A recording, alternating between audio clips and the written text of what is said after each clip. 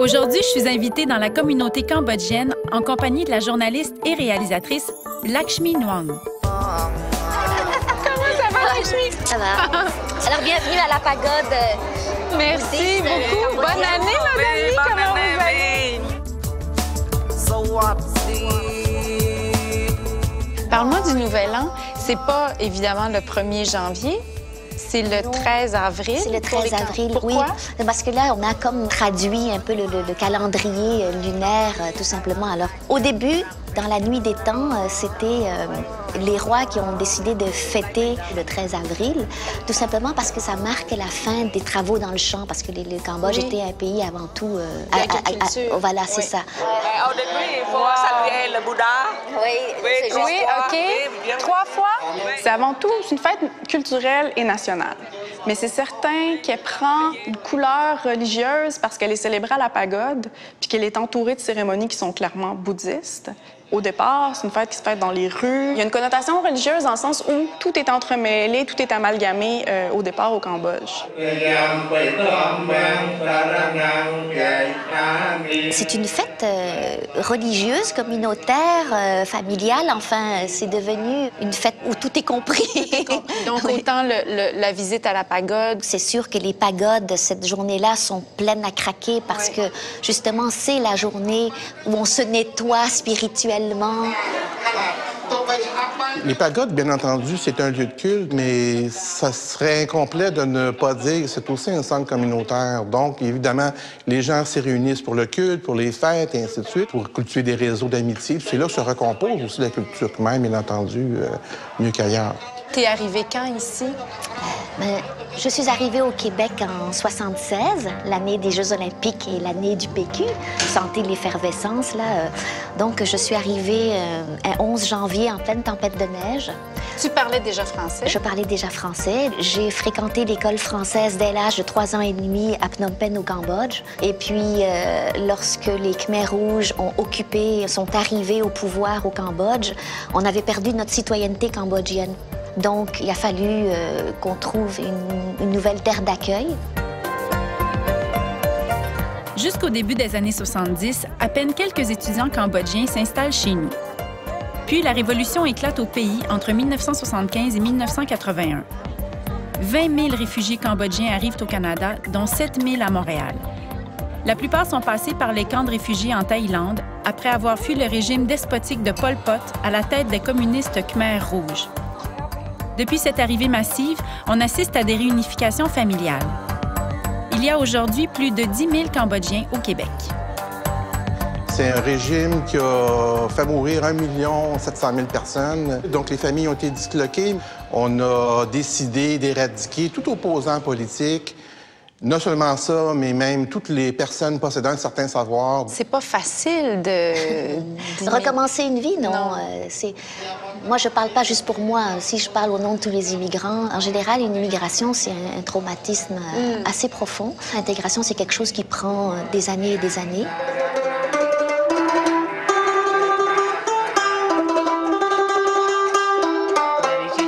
Madame Lee et Monsieur Kerr, qui sont en charge de la pagode, nous ont reçus chez eux quelques jours avant le Nouvel An. Ça, c'est un banjo? Construit au Cambodge par un Cambodgien dans la province de Kratie. OK. Et on a... Cela, c'est le spécial bois, c'est comme... Le bois du jacquier. Le bois du C'est comme jacquier. le fruit, tu sais, le fruit du jacquier. Oui, c'est ça. Et c'est magnifique. Et vous avez appris où à jouer la musique? Il y a plein d'instruments. Tous les instruments, j'ai appris par moi-même. Autodidacte? Oui. Dans le cas des parents qui ont immigré, il ne faut pas jouer avec les mots. C'est vraiment un génocide qu'ils ont connu. C'est un drame majeur. Et d'après les rencontres que j'ai pu avoir avec les jeunes, c'est à géométrie variable selon les familles, mais je dirais qu'en majorité, pendant très longtemps, ça a été un silence le plus total. Et on a tellement eu peur de communiquer aux enfants le drame et même de leur inoculer un certain mal. On a préféré même pas en parler. Mais après, disons, 20 ans, 30 ans, et puis la poursuite devant les tribunaux de certains tortionnaires, les langues ont commencé à se délier.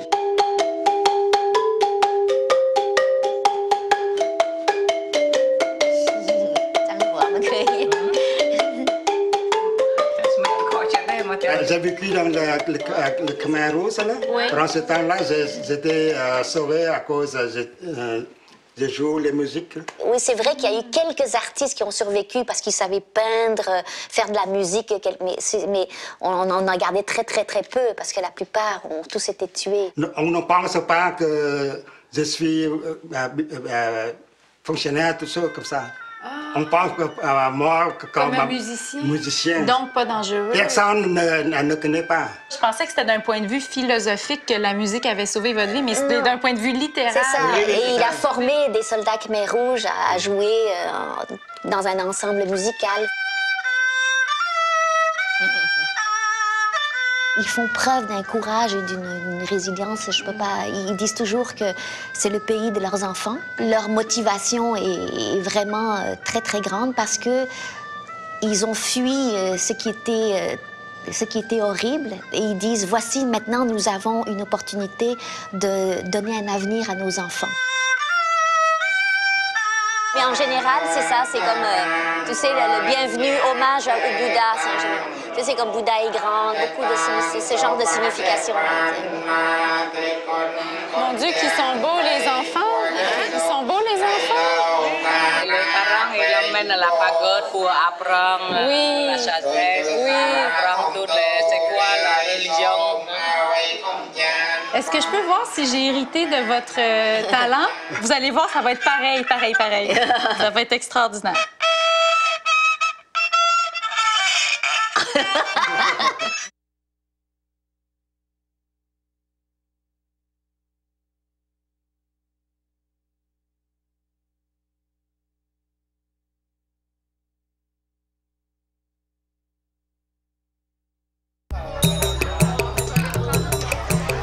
Oh là là, qu'il y a du monde! Alors, c'est ici qu'il y a la nourriture? Oui, tout le monde, tu vois, chaque personne a apporté de chez elle des préparations et on met tout ça en commun. Alors, c'est énorme.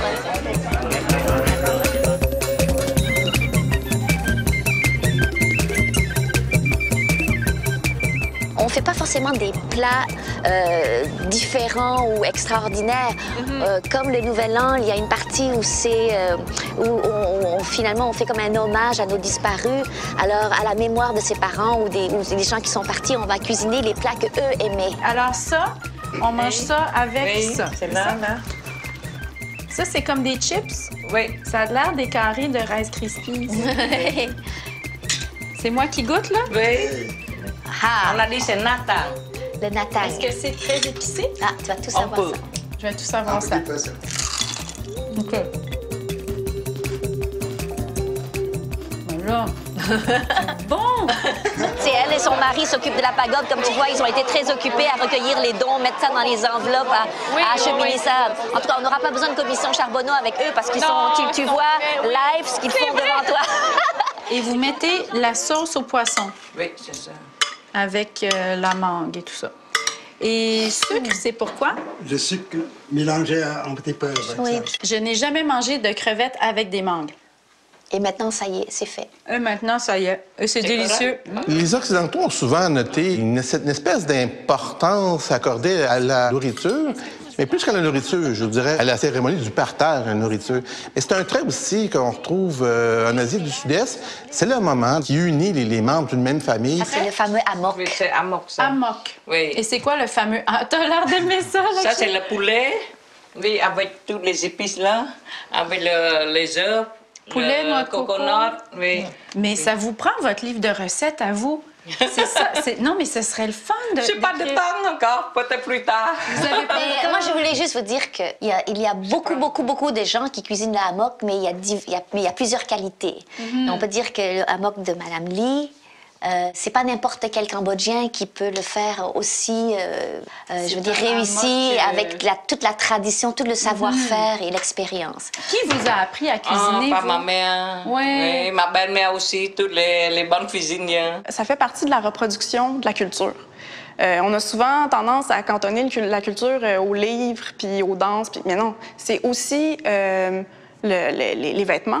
C'est aussi la cuisine. Quand je suis allée au Cambodge, Bon, après, je me suis dit, je vais me régaler, je vais manger tous mes plats préférés là-bas. Je me suis dit, alors je suis allée, je me suis présentée dans un très bon restaurant et je demandais du natang. Ils m'ont tous regardé pour dire, non, mais c'est quoi? Et j'ai découvert que, justement, ce qui est exclusif ici, c'est que nous, on était de l'ancien Cambodge, avant la guerre et tout ça. Donc, il y a la tradition dans le temps de la paix où il y avait une cuisine, il y avait des recettes, il y avait des plats qu'on faisait. Et qui sont disparus. Et qui sont disparus. Et maintenant, lorsque vous allez au Cambodge d'aujourd'hui, il y a plein de plats que nous, on connaissait, mais qui sont inconnus dans tout le pays, à travers tous les pays. Donc, c'est la diaspora qui a le secret des recettes. D'où, c'est ça, madame, c'est comme on s'aperçoit que ce sont des gens tellement précieux parce qu'on ne veut pas qu'ils s'en aillent sans nous livrer leurs secrets parce que c'est perdu à tout jamais. Dans beaucoup de choses, et j'imagine au niveau de la cuisine, de la culture, des arts, il doit y avoir beaucoup de choses qui vont se perdre à cause de ça parce que les gens ont tous été tués. Le régime des Khmers, c'était éradiquer une partie de la religion des Khmers, de la culture des Khmers et ainsi de suite. Alors, bien entendu qu'ici, on a un grand souci de réactiver cette culture-là, qui est à même à replonger un peu dans des éléments d'histoire, donc renouer avec son histoire un peu perdue. La célébration du Nouvel An est très importante pour les Cambodgiens et si tout le monde se réunit pour la célébration principale à la pagode, la communauté angkorienne a aussi organisé sa soirée de fête communautaire quelques jours plus tôt. Chaque année, on fait un gros party, finalement, et puis où la communauté angkorienne qui organise cette célébration en profite pour donner des nouvelles modernes, donc de ce qui se passe au Cambodge, au point de vue culturel aussi.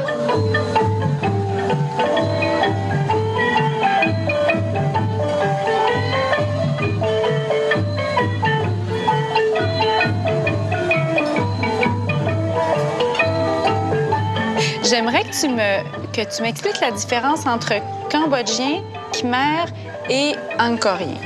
Ah, mon Dieu, c'est très différent. Au début de l'arrivée des Cambodgiens, c'était la communauté cambodgienne du Canada, mais de façon malheureuse, souvent, c'était des communautés qui étaient un peu trop politisées. Donc, plusieurs années plus tard, on voudrait créer une communauté qui fasse la promotion des arts et de la culture et des traditions de notre pays pour se différencier de la communauté cambodgienne. Ils ont fondé la communauté angkorienne parce que Angkor étant la ville des rois, la ville de la culture, la ville où il y a les temples d'Angkor qui sont donc mondialement connus. Et Khmer, c'est? Khmer, c'est une race ethnique. Nous sommes des Khmers. Moi, je suis une Khmer. Et évidemment, les Cambodgiens sont à 99% des Khmers. Et évidemment, il ne faut pas confondre les Khmers et les Khmers rouges parce que là, c'est ça.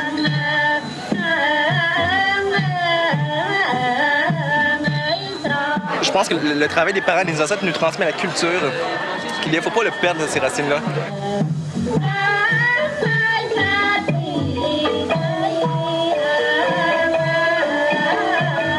Et il y a des démonstrations de danse traditionnelle parce qu'il ne faut pas oublier que plus le temps passe, plus les jeunes sont nés ici, ils sont des vrais Québécois.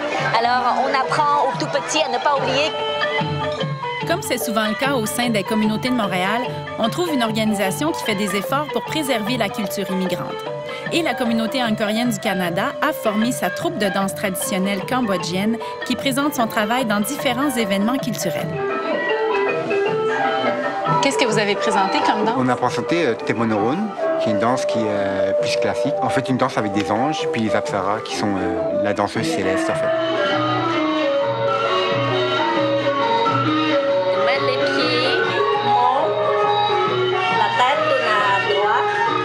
C'est Khmeri, c'est des filles, ils jouent avec des fleurs. Oui. Et ils sont belles et ils regardent les visages. OK.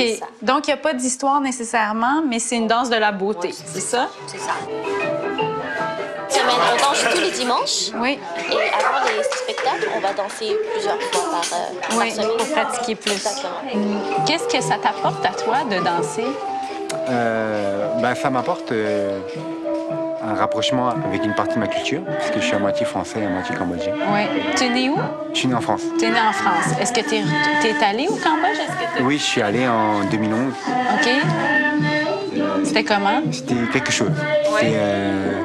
beaucoup de découvertes, beaucoup de choses qu'on connaît. Puis c'est là qu'on réalise qu'on aurait dû le prendre de connaître plus d'où on vient. Sans la diaspora, le Cambodge ne pourrait pas se reconstruire. Il est trop blessé. Puis sans le fait de s'appuyer sur les dons, aussi bien matériels que spirituels, à un certain égard aussi, il serait impossible au Cambodge de se reconstruire. Bien, les jeunes ont un intérêt similaire à tout enfant d'immigrants de perpétuer la culture, bien entendu. Je pourrais dire quand même qu'il y a un certain souci de cultiver la langue khmer qui, pour beaucoup de jeunes, semble être le minimum. À la limite, on peut être plus ou moins pratiquant de la religion, et ainsi de suite. Mais la langue semble être un souci plus important chez les jeunes, par exemple. Moi, comme j'ai grandi dans le monde québécois, ben c'est ça que tu veux une autre, t'es comme forcé à apprendre à vivre ici. Mais faut pas oublier non plus notre culture. Ça, c'est vraiment un manque de respect. Donc, notre fille, c'est qu'on essaie de, comme nos parents ont fait, on essaie de retransmettre la culture. Donc, apprendre la langue cambodgienne, apprendre la culture qu'il y a, sans toutefois dénigrer la culture québécoise.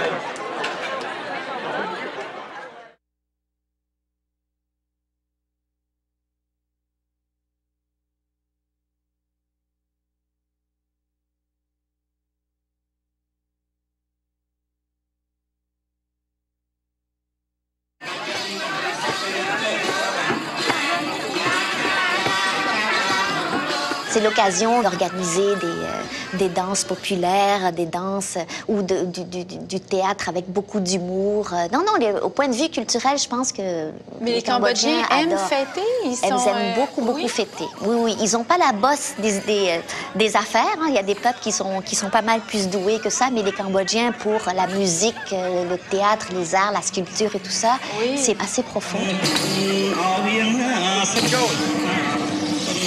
Les Cambodgiens, en ce sens-là, sont semblables aux autres Indo-Chinois, laotiens et vietnamiens, se sont acclimatés assez vite à la culture québécoise. D'abord, simplement l'école. Donc, ils sont allés à ce qu'on appelle l'école de la loi 101, qui aujourd'hui est une école où plein de gens de différentes communautés se sont acclimatés. Je crois aussi qu'il y a peut-être la résilience. C'est que les enfants ont quand même intégré la souffrance de leurs parents, les sacrifices qu'ils ont faits. Ils se sont fait peut-être un devoir de s'intégrer, d'avoir du succès à l'école. Et puis, bien, ils ont peut-être eu aussi un certain élan de sympathie de leurs camarades de classe. Les enfants aujourd'hui, ce sont des vrais Québécois intégrés qui ont grandi chez eux. Voilà, c'est ça. Qui regardent le hockey. C'est bon, ça? Oui, c'est la salade de couenne de porc avec... C'est bon, il y a des arachides, hein? Oui. Je pense que je suis juste tout simplement québécoise et cambodgienne. J'essaie même pas de prendre un côté ou l'autre parce que c'est ce qui me définit. Nous, on profite de toutes les fêtes. Hein, toutes les occasions sont bonnes pour fêter. Hein? Rendu le moment des fêtes, on est ailleurs et ça ne réactive certainement pas les blessures. Au contraire, c'est des moments joyeux. Et la nouvelle année en particulier, puisque c'est une fête où on passe du passé au futur, les enfants sont moins en contact avec le passé, ce qui fait qu'eux sont un petit peu plus dans le moment présent.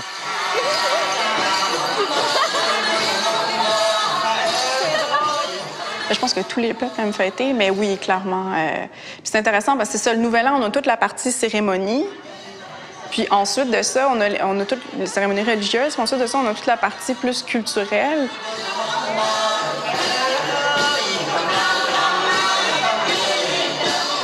Beaucoup d'Occidentaux qui côtoient peut-être les Cambodgiens, les Chinois, les Vietnamiens remarquent ce qu'ils croient être des traits distinctifs, notamment une certaine, disons, plus grande ouverture, plus grande chaleur et ainsi de suite. Ils leur paraissent effectivement un peu comme les Latins, l'Asie du Sud-Est. Bon, à quoi ça tient, différents critères? L'éthique de la générosité qui est au cœur de leur culture, de ce qu'ils ont conservé aussi en venant ici, moi, j'ai rarement vu ça. Le respect aussi. Le rapport au bouddhisme varie vraiment d'une personne à l'autre, mais ces valeurs-là, on les retrouve vraiment, en tout cas, chez toutes les personnes qu'on a rencontrées. Puis ça, c'est vraiment impressionnant. Puis tu sais, il n'y a pas aucune des communautés ethno-religieuses n'a à apporter quelque chose au Québec. Juste leur présence fait qu'elles apportent déjà beaucoup. Moi, j'ai senti au contact de cette communauté-là qu'il y avait un amour particulier, un lien entre les Cambodgiens et les Québécois. Est-ce que c'est vrai ou c'est juste les gens que j'ai rencontrés? Mais je sens que cette communauté-là aime beaucoup le Québec. Mais en fait, lorsqu'on arrive dans une terre d'accueil, dans un pays qui nous accueille, on n'a pas d'autre choix à un moment donné que de s'attacher. Moi, je pourrais dire toutes sortes de choses, des fois, l'hiver, nanana, j'en ai marre et tout ça, mais c'est vrai que lorsque maintenant je me remets à voyager, je m'ennuie du Québec et puis je me suis dit, ben là, c'est parce que c'est devenu ton pays. Ouais. Ça c'est l'encens. C'est ça, il faut allumer un encens. Et c'est merveilleux. J'ai 2 nouvel an cette année. Et sais-tu, c'était une journée incroyable. Oui. J'avais une certaine gêne quand je suis arrivée. Et tout de suite, il y a quelque chose de très naturel. Madame Lee m'amène saluer le Bouddha, m'amène saluer les... On a une mentalité très familiale. Malgré la grosseur de la foule et tout ça, ça changera jamais chez les Cambodgiens. Il y a toujours ce côté où finalement anti-professionnel. Ça, c'est pas la mise en scène réglée au quart de tour. C'est à un moment donné, ça devient comme on est tous la même famille au fond. Et puis, pour nous, c'est le Cambodge, la pagode. Lorsqu'on a envie d'aller au Cambodge, et qu'on n'a pas d'argent pour prendre l'avion, on vient ici et c'est vraiment le Cambodge.